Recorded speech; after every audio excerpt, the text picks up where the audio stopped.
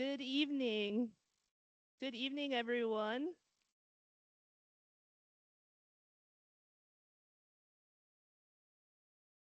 I see a few people coming in, so we're going to get started here in just a minute.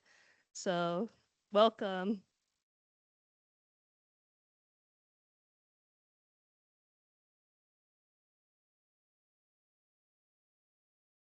Right. Well, good evening, everyone, and welcome to this conversation on how AI is empowering community resilience. I'd like to start by thanking the COP30 presidency and UNFCCC for convening this important dialogue and to express our gratitude to the government and people of Brazil for their warm welcome and hospitality here and actually across Brazil. We've been in Sao Paulo and Rio, so it's really wonderful to be here. Um, I think it's a particularly exciting moment to be in the heart of the Amazon at what President Lula has called the COP of Truth, a COP that calls for a pact for the life of forests, oceans, and humanity. My name is Natalie Chillum. I lead the Global Wildfire Leadership Network at the World Economic Forum, where we work to bring together private sector, public sector, and civil society actors to strengthen and catalyze investment and resilience globally for wildfires. So this week, as the Amazon hosts the world, we are reminded that no country can face this climate crisis alone. From forests to oceans, our lives and the future of Earth are deeply intertwined. Just a few days ago, President Lula launched the call to action on integrated fire management and wildfire resilience, endorsed by 50 countries and several international organizations. It's a landmark recognition that wildfires, like floods, droughts, and heat waves, are among the most visible and destructive climate perils facing our planet today. At the World Economic Forum, our global risk report in 2025 reached a similar conclusion. For the second year in a row, extreme weather tops the global risks for the coming decade. And yet, as I think everyone here knows, many communities still lack the most basic resources to manage such risks. Fortunately, here at COP30, we're not just here to talk about risks, but we're actually here to discuss what works in hopes of unlocking solutions and moving forward collectively. Earlier this week, I was at a talk in Sao Paulo, and former Vice President Al Gore very succinctly said, with regards to our climate crisis, we have urgency, we also have agency. And this is, I think, where artificial intelligence, AI, plays a really critical role. I think when most people hear AI, they think of things like ChatGPT or Gemini, our personal assistants that help us pack for a business trip to the Amazon. But AI is doing more than that. It is transforming how we understand the world around us. In the context of extreme weather, it can quite literally help to save lives. It helps us predict floods earlier, detect fires faster. It maps heat vulnerability more precisely. It's giving communities the lead time they need to act before disasters strike. But as we all know, technology alone cannot save us. And that's why this COP's call for a global mutirão, pardon my Portuguese, a collective effort is so important. It's a reminder that resilience is built collectively, not in isolation. So we need AI to help power our communities in decision making, to protect our people and planet, but we also need all of our communities to work together collectively to drive this action forward. So that's what brings us here today. To speak with leaders in this space who really are collaborating across science, technology, philanthropy, and community action. So I'm very honored to introduce our esteemed panelists, and maybe I'll ask all of you to come up and then I'll introduce you one by one.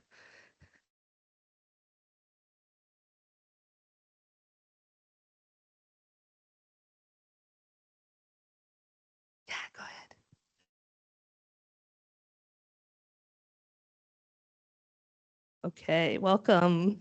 So maybe I'll start with Dr. Manoela Machado from Woodwell Climate Research Center and Oxford University. She is going to talk to us a little bit about how here in the Amazon, AI and indigenous knowledge are working hand in hand to manage fire proactively. Next to Manoela, we have Kevin Brege from google.org, who's going to share a little bit about how philanthropy and technology are joining forces to make AI a form of public infrastructure. Then we have Roger Vanderberg from WRI's Ross's Center for Sustainable Cities, who will bring cities and the urban to the front lines, looking at how AI-driven insights can help cities plan for extreme heat and flooding more equitably. And last but not least, we have Luis Corzo from World Vision Brazil, who will show us how AI-driven tools like Flood Hub are being used to protect vulnerable communities in Latin America. So welcome, we're very happy to have you all. I'm gonna move to my seat so I'm not standing at the podium the whole time.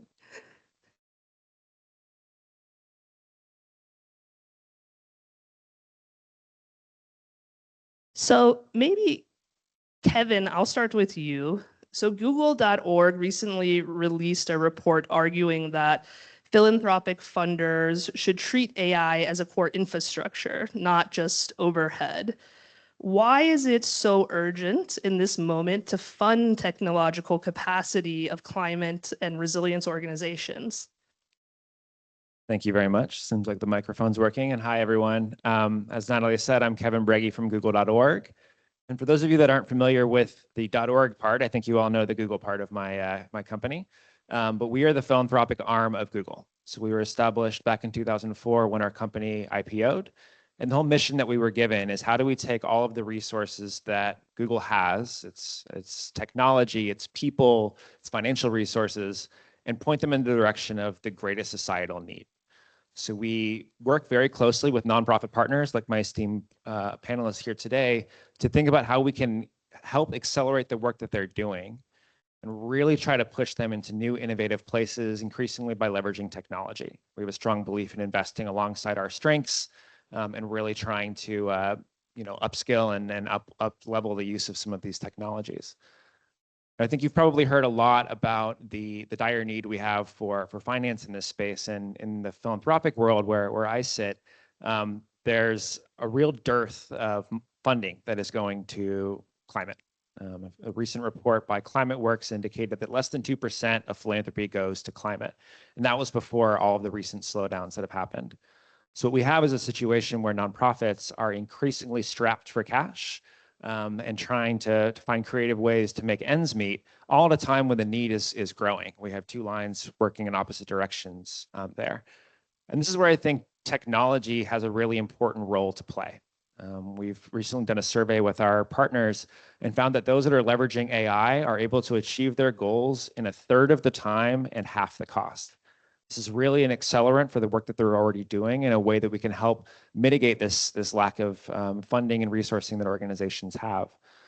But one of the issues here is that very few organizations are actually using this technology.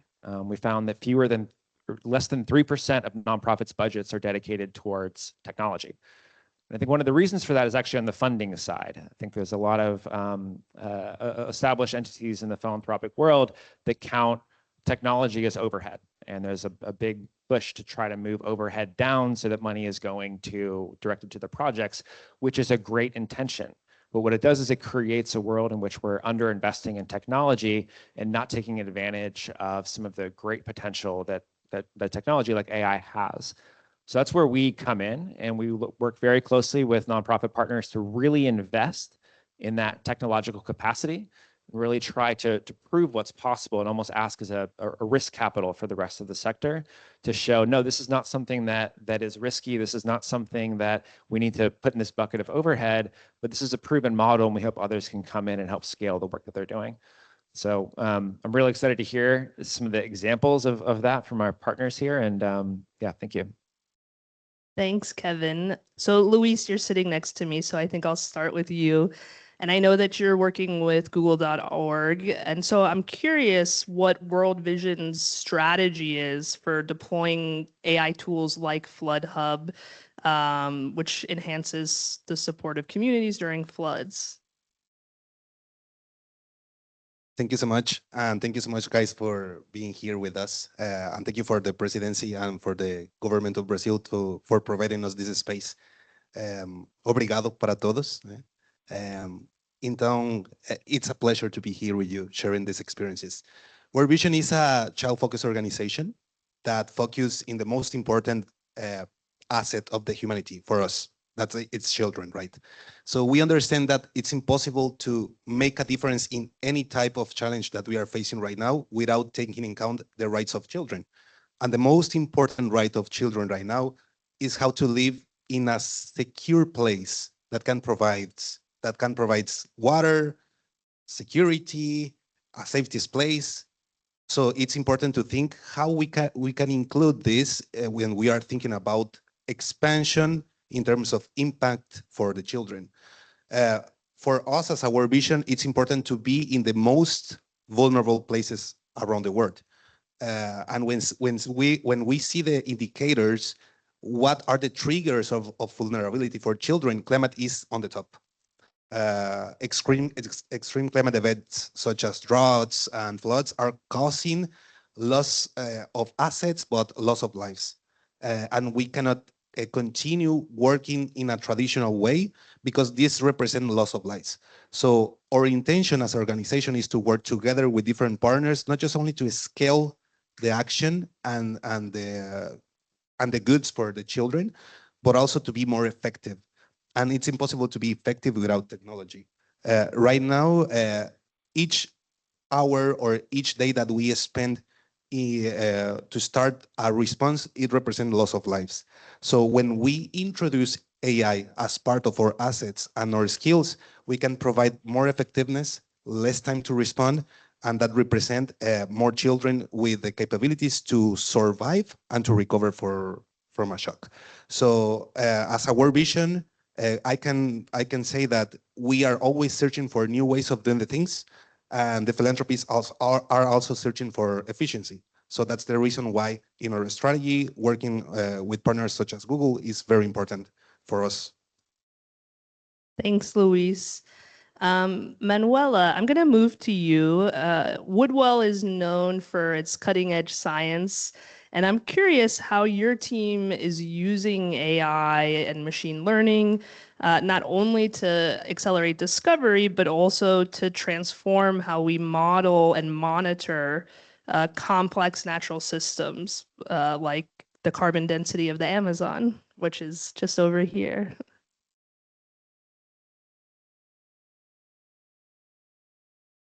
Yeah, okay.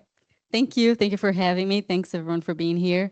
That's a good question. And yes, I work in the Amazon and I am a fire ecologist. And in the Amazon, fire is not a thing, or it didn't used to be a thing. So for thousands of years, fire was not present. So we're talking about something more recent, the last few decades only. And over the last few years, we've been seeing this increase in mega fires and this uncontrollable forest fires. Also, the Amazon doesn't only have one type of fire. There's deforestation fire, pasture fires, forest fires. And it's important to understand those different types to design strategic measures and policies. And for all of that, we need data. We need to see, the Amazon is ginormous. We need to be able to see things from above. And then we need technology to help us differentiate these types of fires. So a combination of spatial layers, land use cover with where humans are and the activities that humans are doing to understand the types of fire, and then be able to design something that is tangible or impactful on the ground. So we can play with data, we can have fun and code and try to understand these things, but impact is when we can get this information, like satellite-based information, and put that information into the hands of people on the ground. So in this group that the AI collaborative that Google is a part of, and so many other incredible institutions as well, we are trying to bridge that. We're getting this super cool information that is satellite based, and we're figuring out what needs to be done to be impactful on the ground. And we can only do that when we start on the ground. So the end user, or whether that's the federal agency, Previfogo, or indigenous communities, we need to work with them. I mean, scientists, we need to work with them to figure out what is useful, what is needed. And then we go back and develop the tool together. So it's co-design of these tools. Did I answer that? That was great.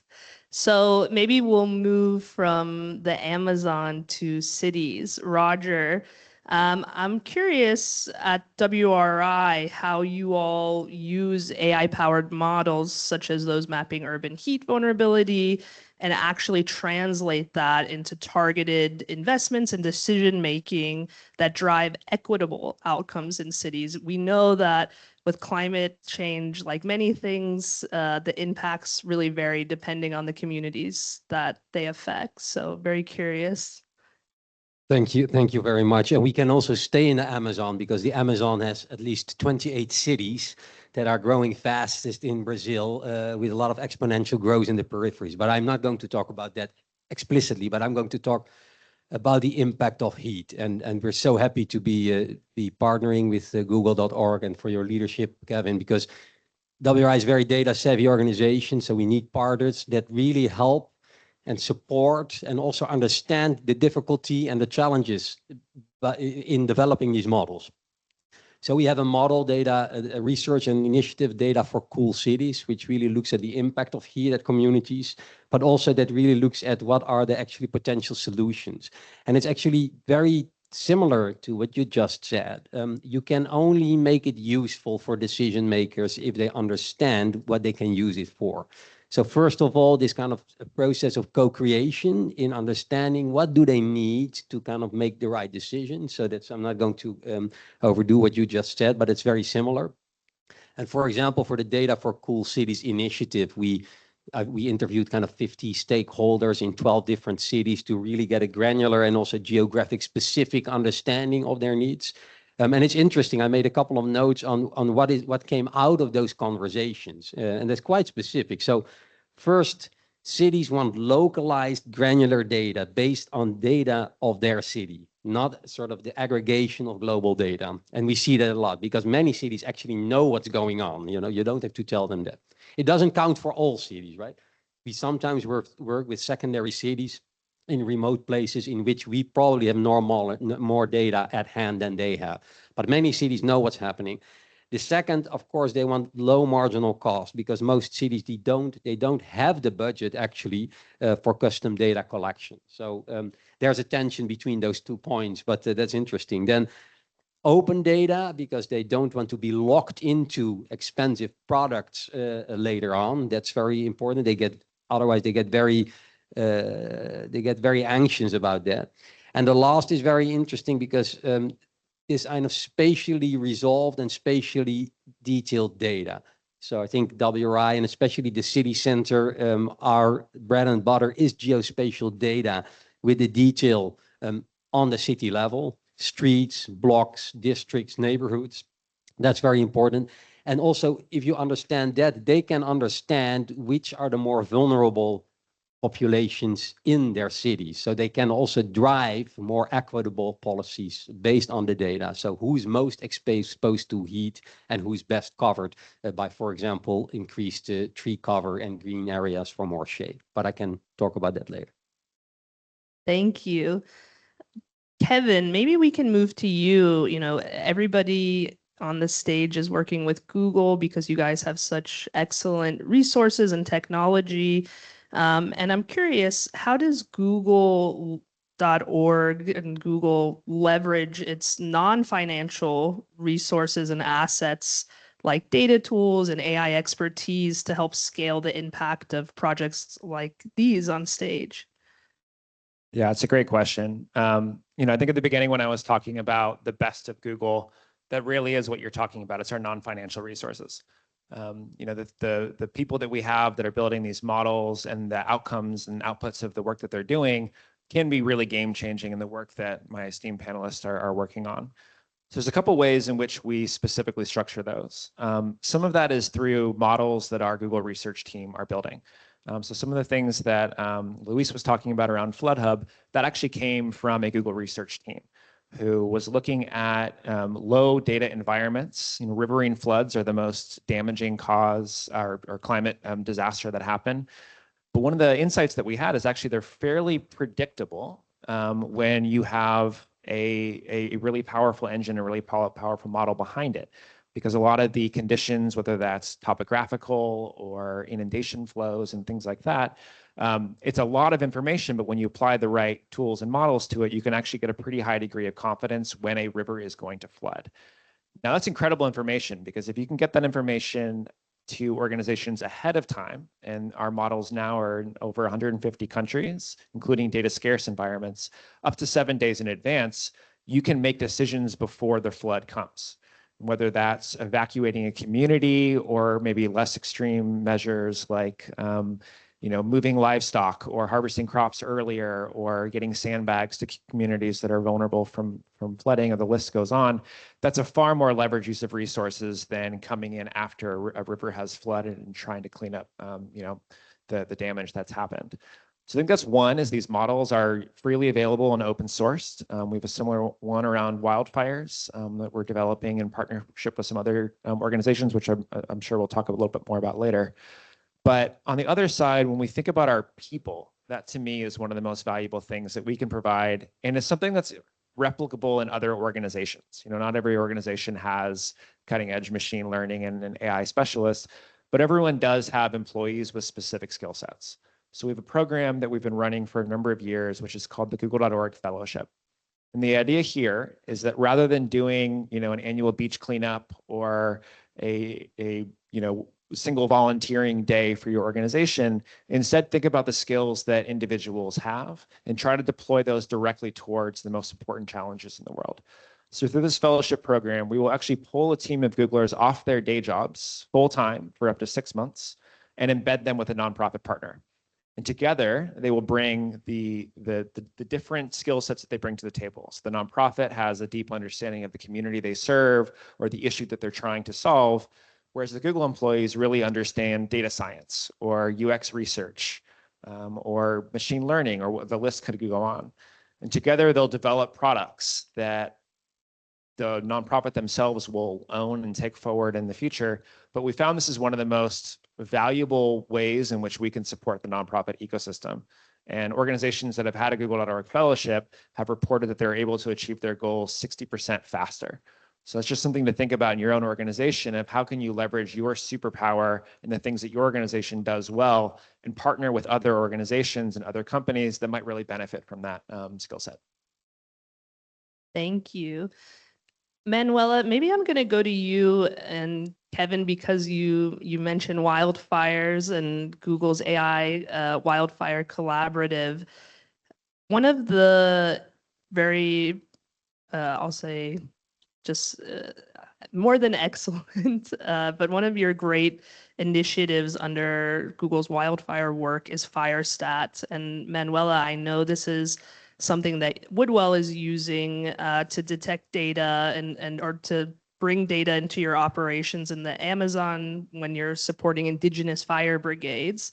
And I'm curious, how does this ecosystem approach move the region from reactive fire suppression to proactive data-driven management?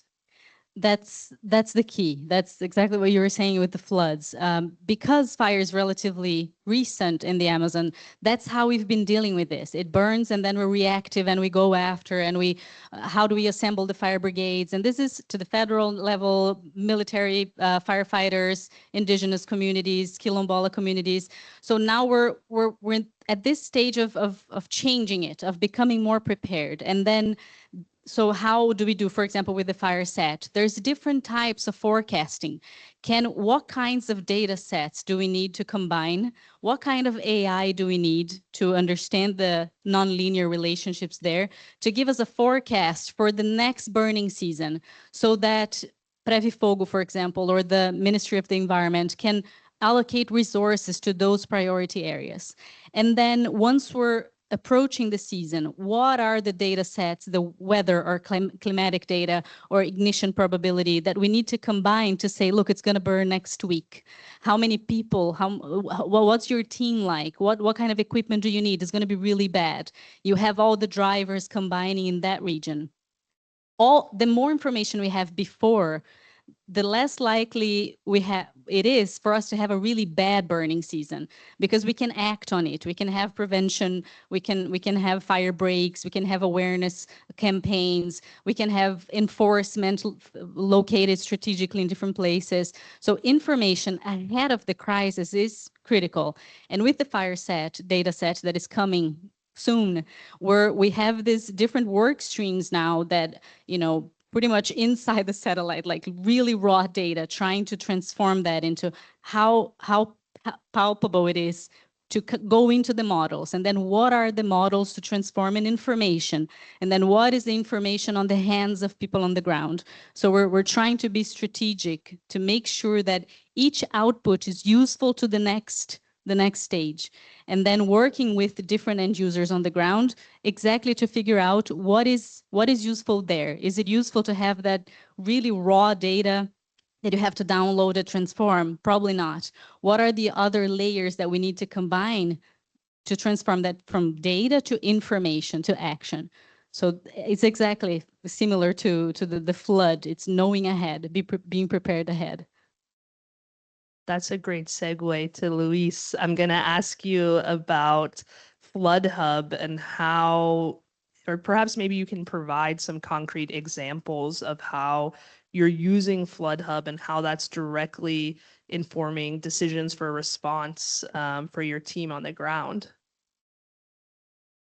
Yeah, well, when we analyze the data that we have around humanitarian crisis, in Brazil in the last 5 years, we have attended, I don't know, probably around 80% of the emergencies related with flooding. So when we analyze the impact that this type of emergency has, not just only in our internal systems, but also in the construction of resilience for the people, for the most vulnerable people, we are seeing that if we can invest more in preparedness and anticipatory actions for those vulnerable people, we are going to be more effective in provide conditions for the most vulnerable children. So we started to use flood hubs after the big crisis that we had in Rio Grande do Sul. Probably you remember that big emergency that was on the top of the news.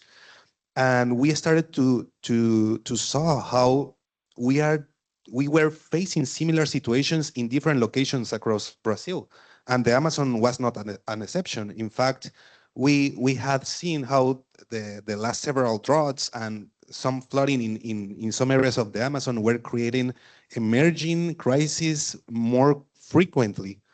So we started a discussion internally, and we said, oh, well, we cannot hire a team for data analysis, right? For example, how we can use the tools that are available and try to provide or added value, showing to Google as our partner how the people can use better the technology and how we can increase or enhance that resilience. The last experience that we had provided us the opportunity to save around 7 days in terms of preparedness. So that's a lot of time. When we think that the first 3 days are important for saving lives, when you have 7 more days, you have a lot of resources, right? So it also means that we can save money because you can be proactive in terms of contracting to get different type of assets, services providers, and also you can be more effective in the human resource and how you can mobilize people to attend those emergencies. Floodhouse has shown us how the technology can be effective, not just only in terms of the resources that we have internally, but how we can coordinate with the local authorities to increase that resilience approach. We are working with civil defense in the different states, not just only to provide them information or to provide alerts, but also at the same time, provide the opportunity for communities to create a back and forward information system that we understand that is the key for create really resilient communities, despite the context, community, or country.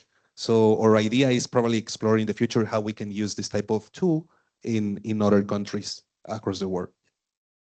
Thank you. Roger, you spoke about the Cool Cities Lab a little bit earlier, and maybe I'll not pick on you, but maybe I'll ask about some of the challenges or hurdles that you're actually facing when getting city officials to adopt and trust the different, complex AI models for long-term resilience and investments. We know that it requires kind of buy-in from lots of stakeholders for this kind of work. So very curious in the city context what that looks like for you all. So that's a great question. And I mean, I don't know how many of you have been really hot over the last few days, and I think it's getting even worse. Well, I really have my Leinen with me, because this is, the impact of climate and heat on cities is seriously troublesome, right?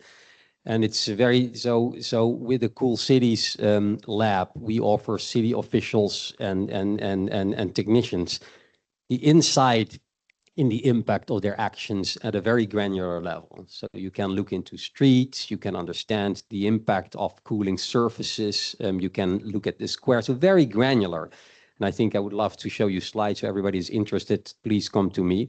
It's very specific in the actions that you can take and the impact it has on the climate of a city. The hurdles are, so you need to bring them along. I already talked about, and we heard it several times, what is actually the end user, what is needed for the end user. On the other hand, transparency of the modeling and how you kind of put the data together is very important. There's no politician, decision maker that just goes with the flow with whatever your model says, because they're smart enough to understand that model exists out of a certain data set. So that is one thing. The other thing is that, and I think we talk here a lot about the opportunity to do more granular, more interesting, more overlapping opportunities with data. And at the same time, you continuously need to take your stakeholder, bring them on board. Also of the topic itself, right? So heat, they understand it's important and they want greener and cooler cities, but it's another priority on top of 20,000 other priorities. So for us, it's very important to show them that mitigating heat and, for example, increasing tree cover and vegetation for shade is also contributing to flood management, is also contributing to cleaner air. And there AI can come in. So this is where you can bring very complex data sets together to understand how they actually create synergies together and to show decision makers that one buck can do way much more. And it's that a single silo that you need to finance. So I think that is for us an important journey, data transparency, priorities linked to other priorities in the budget, and using AI to understand that better. That's very helpful, and I think a really good bridge to my next question. So, as I said at the beginning of this talk, that the theme for this COP is the global Muchirao, reminding us that resilience is built through collaboration and inclusion. And I really want to kind of go deeper into that question. So, Kevin, maybe I'll go to you and thinking about Google's grant-making approach and how you encourage collaboration with your partners so that you're working collectively rather than in silos, and the forum as a member of the AI Wildfire Collaborative. I know this is something you do not just with us, but with other partners. Yeah, it's such a great question. This is my new favorite word. I like it a lot more than collaborative. So maybe we will rebrand our initiative after this. But Maybe just backtracking, because I think wildfires is a great example of this. The scale of the wildfire challenge is immense. I think Dr. Machado was just talking a moment ago about how wildfires are now popping up in parts of the world that they traditionally hadn't been, whether that's the Amazon or up in the boreal or subarctic regions. In places I live in California, we are constantly at the mercy of massive mega fires that, I think everyone saw what happened in Los Angeles. These are not just one-off events. These happen on a pretty frequent basis. And just to put it in climate terms, the Canadian wildfires in 2023, if you look at the emissions caused from those fires, that would have been the fourth highest emitting country that year. But wildfires are interesting because they're both an effect of climate change. They're happening at a much bigger scale, more frequently in more parts of the world, but they're also causing it because the emissions that are released from those wildfires. So it's a really tough, vicious loop. When we look at a problem as big and interconnected and challenging as wildfires, there's just no way that one organization is going to be able to solve this. The scale is too immense, the different pieces that you need of it, no one is going to be able to do all of those pieces well. So what we've done is tried to convene this group called the AI Collaborative to pull together groups that we think are world leading at different pieces of this puzzle, and then hope that if they excel at the things that they're good at and work together, we can actually create some tools that have a chance to actually do something about this. So you'd heard about FireSat, just to explain what that is, because I think it's an amazing initiative. Wildfires often are sparked really far away from people. And therefore, they can get pretty big before we actually know that they're happening. So there's a lot of geospatial tools out there. There's satellites everywhere. One of the problems is the existing satellites that we have right now usually suffer from one or two fundamental flaws. One could be they come around too infrequently. So a wildfire could ignite, but the satellite won't come around for another 12 hours. It's a little bit too late at that point. Or they're coming around frequently, but they're so high that the resolution is such that they wouldn't even be able to detect it until it got to the size of, say, 2 football fields. And in that case, it's already a pretty large fire, and that's a challenge. So what we've done is partner with groups like the Earth Fire Alliance, the Gordon and Betty Moore Foundation, EDF, and others to conceive of and launch a constellation of low Earth orbit satellites called FireSat. And the whole purpose of these satellites is to spot and detect wildfires. So they're low Earth orbit, which means that resolution that they're able to achieve is such that they can see a wildfire the size of this room, so 5 meters by 5 meters. And when the whole constellation is deployed, and there'll be 50 satellites kind of cleverly spaced around the world, they'll be revisiting every point on Earth at the point that we'll be able to see these within 15 or 20 minutes of ignition. That's incredible. That's an incredible window to be able to get to, fire chiefs and other decision makers to say, here's a small wildfire. It's burning at a heat signature that we think is going to be a problem. And based on modeling that we already know about the environment there, we think this actually has the potential of growing into something large. But data is not sufficient. So we have the data that's coming from FireSat, but we need the ability to ingest that information into models. We need to harmonize that with other data providers that are, bringing other pieces of this puzzle. It might be in situ monitoring or other tools, radio frequencies from local fire networks. We need those modelers to be able to use that information. And then we need those models to be flowing into tools that decision makers are actually using. So this could be fire chiefs, local community fire brigades, individual citizens that are trying to know what to do in these high stakes and high impact moments. So that's the point of this collaborative, is that we've convened all of these different actors in the space. So people from the nonprofit and the satellite industry to get this data out there, academics and nonprofits like Woodwell and others thinking about the modeling piece, and then actually working directly with fire chiefs like the Western Fire Chiefs Association in the United States, AFAC down in Australia, and really trying to understand and get into their shoes of how do you make decisions? What tools would you need to change the way that you make a decision so that we're building something with them and not for them? And I think that's kind of the spirit of Mutual that I'm hoping that we can take forward to other issue areas and really try to move the needle. Thanks, Kevin. Manuela, I'm going to go to you. You know, Kevin just went over a really amazing collaborative that works with organizations all over the world. But something that Woodwell is doing and does very well is work at a very local level, co-collaborating with indigenous communities and other local communities on GIS training and things like that. One thing I think a lot of people are thinking increasingly about is this idea of data sovereignty. And I'm curious how Woodwell approaches this to ensure that the tools that you're using empower local rights holders rather than, you know, have them participate, actually have them lead. So years ago, when I started this process of trying to figure out how to connect these two ends of satellite data, incredible data like the FireSat will be very soon, and people risking their lives and health on the ground, is I tried to facilitate or optimize tools. So creating workflows to combine data and then provide these maps. And then after a few times, after a few months interacting with indigenous communities, they shared that they wanted to be able to make those maps, not only receive those maps. And then we figured, okay, so we need to change strategies a little bit.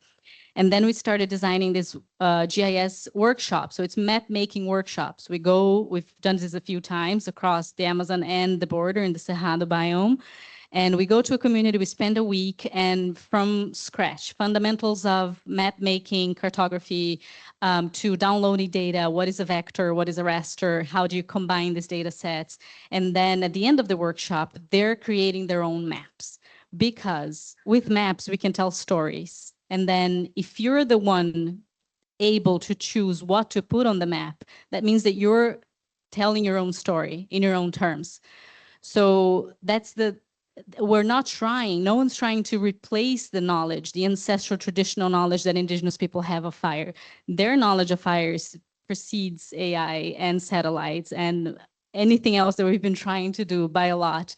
So we're trying to merge that. Also because it's not fair to put on them to fix something that they didn't create. So tell us how to deal with this fire. Well, we were able to use these fires to manage our landscape without creating wildfires. That's not the case now because the weather is drier and hotter. So we have to work together to figure the solutions out. And when we start with them figuring out, okay, what is useful? You need to be able to figure out what to know, to forecast the risk areas within a week, within a month, within 6 months, within a year, or after the fire season is done. What is the type of like stats that you need to be able to show to manage your next year? When we start with them, we're able to design from the start, and then they own the whole process. We're helping, we're figuring things out as we go. We're exchanging knowledge in the process, but they own the process. It's their sovereignty it's their self-advocacy as well. That's amazing. And excuse me, I think one of the things it showcases is also the relationships you've built and the trust you've built. And I think this is a really critical piece when thinking about extreme weather events is, you know, how do you get information to people? How do we get them to evacuate different, you know, climate perils? Luis, I'm curious from your experience, what the biggest barrier is to getting, you know, AI-driven early warnings to people who need them. Is it technology, or is it really about the kind of community trust and communication? That's a great question. I guess that always when people that is scientific or a technician start to working in the social field, tends to think that the solution is only technical, right? I get that some of us has thought about this in the past. But when you start to apply different type of tools and when you go dive into the communities, you can identify that they already have a lot of knowledge, you know? And when you go through the rivers and when you go up to the hills, the people start to say to you, oh, you can see that mark represents the latest level of the water in the last season, but now it's not on that level. And when you start to talk about that with them, you can understand how you can combine new tools with the knowledge that they already have. That is a lot. So the idea about how we can use the technology to be more effective, to create resilience, is to understand what are the most important factors for the communities. Because in some cases, we understand a crisis in a different way that they understand it. So how we can translate those concerns in mechanisms and tools that can be useful for them, for their purposes. For example, a drought for a Amazonian community don't necessarily represent an hydric emergency, but it's more related with livelihoods components, right? For example, they are not going to have enough fish, they are going to have difficulties to go to the school for the children. And when you can start to understand the different spectrum of the possible crisis, you can be more effective to translate that expectations. Another factor that we have seen is that it's very important that the technology can be useful, not just only in the hardware, but also in the language, right? How the people understand or use the language that they really like to use. And when you see that the children, adolescents right now are persons on the community that has the async knowledge of their parents, but at the same time are data driven, that are digital young people, you have a great combination and an opportunity to create a more concrete action in terms of response. So the conclusion after these 10 years of experience in this work is that if you have an understanding on the real needs of the community with the valuable access to the Asian knowledge, you can take the advantage of that demographic value that you can find in the communities with children and adolescents to create new solutions. And I guess that that's an opportunity too to the people that has a solution on here or her hands, right? Thank you. Roger, this is building on trust and this conversation on inclusion, but one of WRI's core principles is addressing the inequitable toll of extreme heat. And I was wondering if you could share an example where that hyperlocal data analysis revealed actual disparities and directly informed more equitable city policy. Yeah, that's so WRI, we work in countries such as in Brazil, but we also have a very big team in India. And there's a moment in time 2 years ago that we published, or the media picked up on an infographic that we made on a very granular heat analysis in Mumbai. And there you see clearly the overlap between living in a slum and not living in a slum, right? And you all know when you live in a slum and you live under a tin roof, you probably hit 10 degrees more when heat hits the city. So that was picked up by the media and really drove a discussion on the disparity between people that are exposed to extreme heat. It is very interesting that then the first India climate action plan, the Mumbai climate action plan, then made that a priority in their policy and the incentives in driving and mitigating that impact. So for us, that was a very, very powerful. And it is interesting, this policy or a plan is also just a policy and a plan. We all know, the paper is nice, but how does it get implemented? We were involved in helping them to set a climate budget. It's the 4th city in the world that actually has a climate budget. So 1/3 of their budget is geared towards climate action. And coming back to my earlier point, a lot of that is not new money. It's, redirecting existing money and ideally for double function, trees for better flood managing and heat mitigation, for example. So we've seen actually through the infographic, based on a very granular analysis, a policy shift. And also as a result of that, we've seen kind of directed finance in actually solutions. And maybe that's, and I do think, and there's still, we're very excited about, of course, the progress that we make on the Cool Cities lab. But I also see that there's still an unexplored field on really clarifying what are actually the costs and benefits in terms of health, in terms of productivity, in terms of prosperity. If we can get a better grip on that, it's also much easier to convince cities and eventually national governments to invest in greener cities to mitigate heat. So, but Mumbai was a very good, I mean, it's not a minor city. It was a very good success of the work that we've been doing for a long time together. Thank you. So we're almost at time, and maybe this is a little, I don't know if it's World Economic Forum of me or just me being me, but I want to ask everyone in 30 seconds or less, you know, extreme weather is something that feels very overwhelming to people.